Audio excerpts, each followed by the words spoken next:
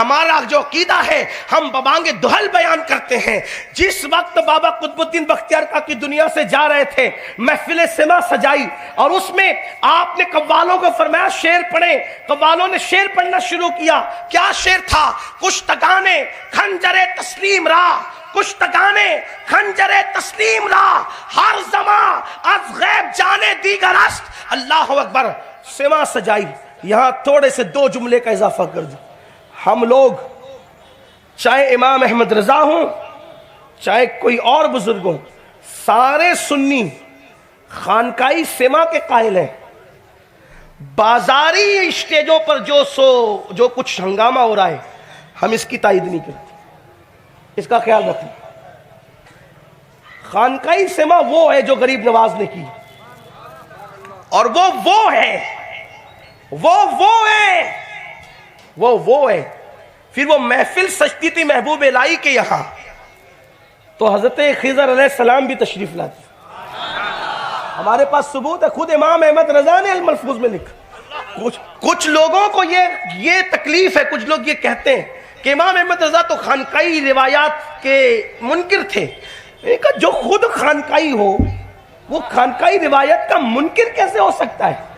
وہ وجد کے بھی قائل تھے، وہ سما کے بھی قائل تھے، اور وہ خانقاہ کی ہر رسوم کو دلیل کی زبان دینا جانتے تھے.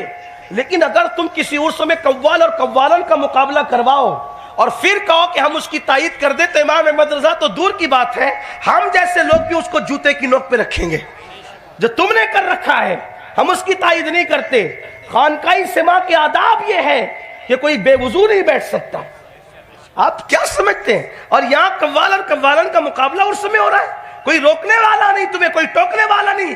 گالی دینے مجھے گالی دو، میں کہتا ہوں وہ حرام ہے جہاں قوال اور قوالن کا مقابلہ ہو رہا ہے. کیا ضرورت ہے؟ جس مذہب نے عورت کو بلند آواز سے قرآن پڑھنے کی اجازت نہیں دی کہ اس کی آواز سے مردوں تک پہنچے قرآن کی تلاوت، جب اللہ کے رسول نے عورت کو مردوں تک قرآن کی آواز پہنچانے کی اجازت نہیں دی تو یہ قوالن کو محفل میں بلا کر نچانے کی اور قوالیاں کرنے کی اجازت کس نے دی؟ ہم محفل سما کے کل بھی قائل تھے، آج بھی قائل ہیں، وجد کے بھی قائل تھے اور ہیں، کیونکہ ہماری باتیں نہیں بدلتی. ہم لوگ امام احمد رضا علیہ رحمت و رضوان ملفوظ اٹھا کے دیں. الملفوظ سنیوں کے ہر ایک کے گھر میں ہے. الملفوظ میں بیان فرماتے ہیں محبوب الہی سے کسی نے پوچھا حضور آپ کی خانقاہ میں سما ہوتی ہے تو کچھ لوگوں کو وجد نہیں آتا، وہ زبردستی اٹھ کے وجد کرنے لگتے ہیں. تو محبوب صاحب نے فرمایا میرے محبوب الہی نے نقل کرتے کرتے اصل تک پہنچ جائیں گے. اگر وہ نقلی وجد کرنے دو، کیونکہ اچھوں کی نقل بھی اچھی ہوتی ہے. نقل کرتے کرتے اصل تک پہنچ جائیں گے. ناپو تولو مت کسی کو. اور یہ لکھ کون رہا ہے؟ امام احمد رضا لکھ رہے ہیں. جن کو گالیاں دی جاتی ہے کہہ کے کہ وہ سما کے قائل نہیں تھے، انہوں ملفوظ اٹھا کے دیکھو. ارے تم تو محفلوں میں وجد کے قائل ہو.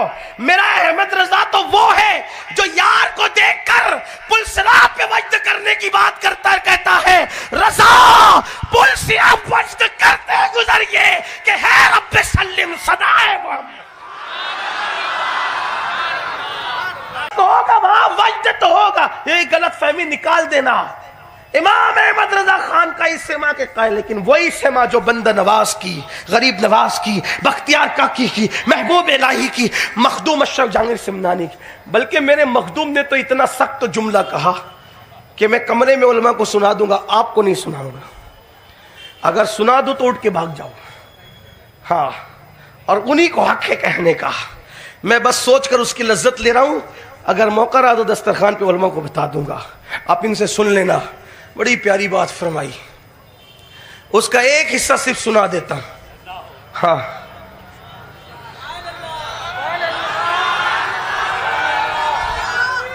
ایک حصہ سنا، پھر علماء سے اس کی تشریح پوچھ دینا.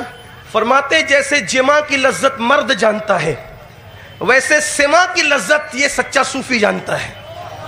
ہاں، یہ ہے، یہ بات ہے. یہ مخدوم نے فرمایا، میں نے نقل کر دیا. آگے کی بات نقل کرنے کی میرے اندر ہمت نہیں ہے، لیکن بہرحال میرے مخدوم نے کہا. ہم لوگ سما کے کیوں مخالف ہونے لگے؟ تو سما تھی، لیکن فرق سمجھ میں آ گیا نا. یہ جو بازاری قوالیاں ہیں، جو پتہ نہیں کیسے کیسے لوگ، عجیب و غریب لوگ الٹی سلٹی باتیں کرتے ہیں، اس کے نہیں، ہم اس سما قائل ہیں. میرے امام نے لکھا ملفوظ، میرے امام نے بیان کیا ملفوظ میں کہ جب محبوب الہی کیا سما ہوتی تھی، حضرت خضر علیہ السلام آتے تھے. اور خضر علیہ السلام کیوں آتے تھے یہ میں ابھی نہیں کہتا، ملفوظ میں جا کے دیکھو کیوں آتے تھے، کیوں آتے تھے یہ جا کر دیکھو ملفوظ شریف کے اندر. تو وہ سما کے مخالف تو نہ تھے نا. بہرحال تو بابا قطب کے یہاں بوقت وصال سما ہو رہی ہے، شعر پڑھا جا رہا ہے. کشتگانے خنجر تسلیم را ہر زماز غیب جانے دیگر است، جو اللہ کی رضا کی چھری کے نیچے ذبح ہوتے ہیں ہر لمحہ اللہ اس کو نئی زندگی عطا کرتا ہے. اس پر آ گیا بختیار کاکی کو وجد، سرکار بختیار کاکی کو وجد. اسی وجدانی کیفیت میں آپ کا وصال ہو گیا. وصال کے بعد جب چہلم کی محفل میں یا وصال کے بعد یہی شعر مزار پہ پڑے گئے تو پھر وہی ہاتھ مزار سے باہر نکلی. بعد وصال بھی وجد کی کیفیت رہی. یہ ہے بابا قطب، قطب کا کوئی ثانی نہیں. بابا فرید کا ذکر سن چکے. محبوب الہی تو محبوب الہی، محبوب الہی تو محبوب الہی. جس کے غلاموں میں خسرو جیسے لوگ ہوں اس محبوب الہی کو کہہ سکتے ہیں. محبوب الہی کا غلام کہتا ہے نمی دانم چه منزل بود شب جائے کہ من بودم، باہر سے رقص بسمل بود شب جائے کہ من بودم، پری پیکر نگارے سر و قد لالا رخسارے سراپا آفت دل بود شب جائے کہ من بودم. اللہ اکبر. خدا خود میرے مجلس بود اندر لامکا خسرو، خدا خود میرے مجلس بود اندر لامکا خسرو، محمد شمع محفل بود شب جائے کہ من بودم. یہ ہماری توحید سنیوں کی خدا خود میرے مجلس. اور لوگ تو اس توحید کا تصور بھی نہیں کر سکتے جو ہم نے، ہمارے مسلک نے لذت چکھائی ہے توحید کی. خدا خود میرے مجلس بود اندر لامکا خسرو. کیا جانے بیچارے جو کلمہ پوری زندگی مسلمانوں کو پڑھاتے رہے لیکن خود آج تک کلمے کا ترجمہ نہیں سمجھ سکے. انہیں توحید سے کیا لینا. تو بہرحال